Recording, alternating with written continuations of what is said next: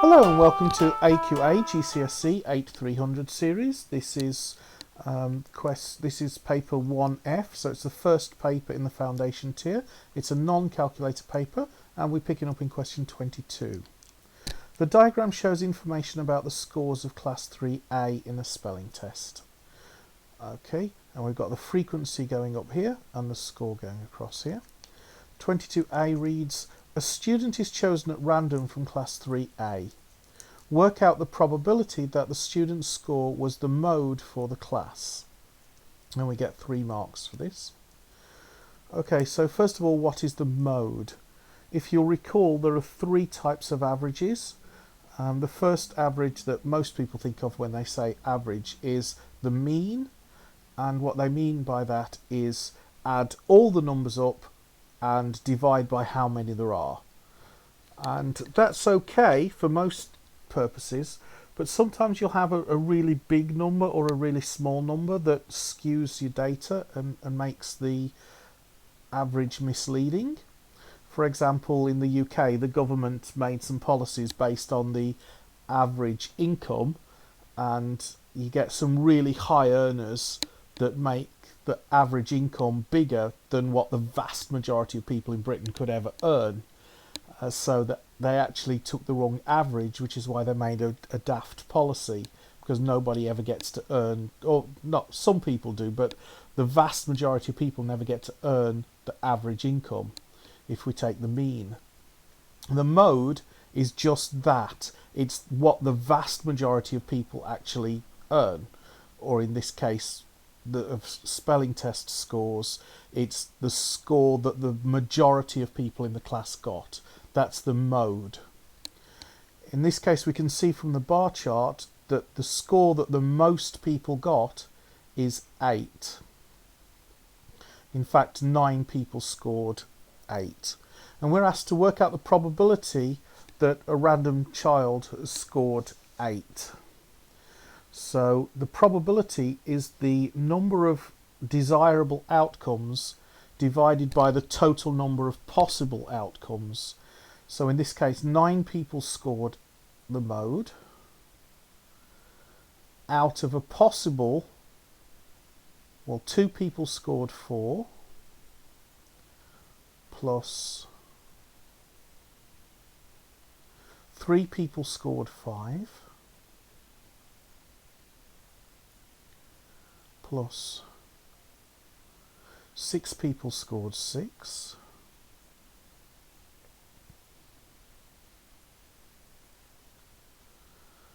seven people scored 7, and 9 people scored 8, which is equal to 9 out of 2 plus 3 is 5, 5 plus 6 is 11, 11 plus 7 is 18, 18 plus 9 is 27. You could, if you want to be clever, simplify that to 1 in 3. I actually prefer 9 out of 27 because it gives you an idea of the sample size. Okay, the diagram shows information about the scores of class 3B in the same test. Show that class 3A had more consistent scores than class 3B. Use the data from both diagrams. Okay, so what does it mean by consistent? Well, the class that is most consistent, the highest level of consistency that you could possibly get in a class would be if everybody in the class all got the exact same score. That is as consistent as it's possible to get. So the consistency is the difference between the highest possible score and the lowest possible score. So the difference between the highest possible score and the lowest possible score is what we call the range. So the class that had the smallest range is the most consistent. So the range of class 3B, in fact I'm going to type this because I have atrocious handwriting. Range of class 3B equals 8 minus 3 equals 5. Okay. and then we need to look at class 3A. Here we see the range is 8 minus 4.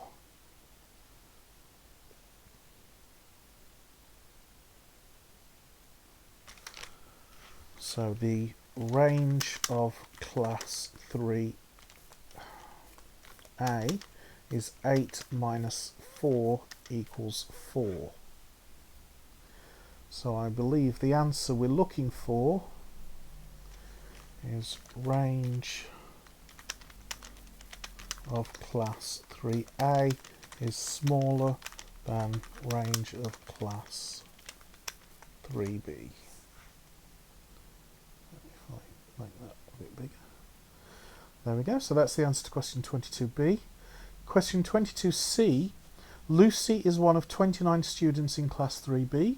Her score was the same as the median score for her class. Work out her score.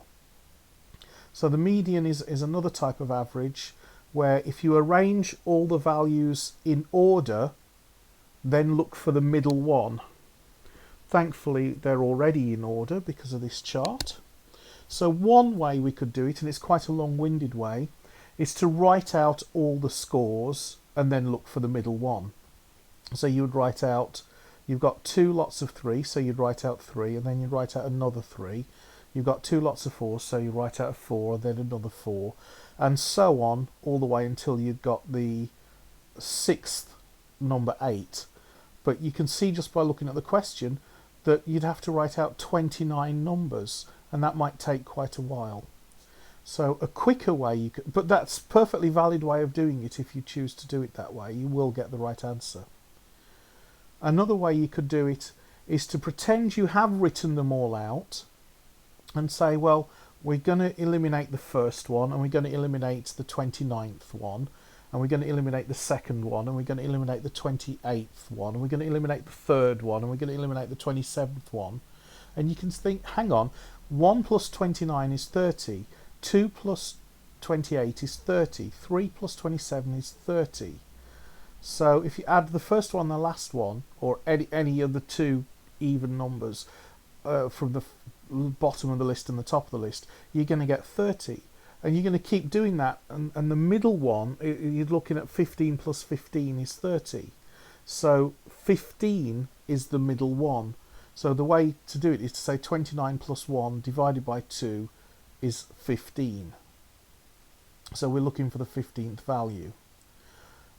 Another way you could think about it is to say, well, I've arranged the numbers from first to last, and there's 29 numbers. I'm eliminating the first one, and I'm eliminating the 29th one, I'm eliminating the second one, I'm eliminating the 28th one. I'm throwing away 28 numbers, and I'm keeping the middle one. 28 divided by 2 is 14, so we're eliminating 14 numbers to the left and 14 numbers to the right. Either way, we're looking for the 15th number. So I'm actually going to use this method, 29 plus 1 over 2 equals 15. The other way you could have done it is to say 29 minus 1 over 2 equals 14. And then you can say 14 plus 1 equals 15. Either way of looking at it works. So we want the 15th value. Now we can either count backwards from the top or forwards from the bottom. They're both going to come out with the same answer. In this case, 2 plus 2 is 4. 4 plus 4 is 8. 8 plus 7 is 15. So it's the value we want is 6. And just to be thorough, if we'd counted backwards, 6 plus 8 is 14. So the 15th one will be in column 6. Either way, the answer is 6. Hope that was helpful, and I'll see you in the next video.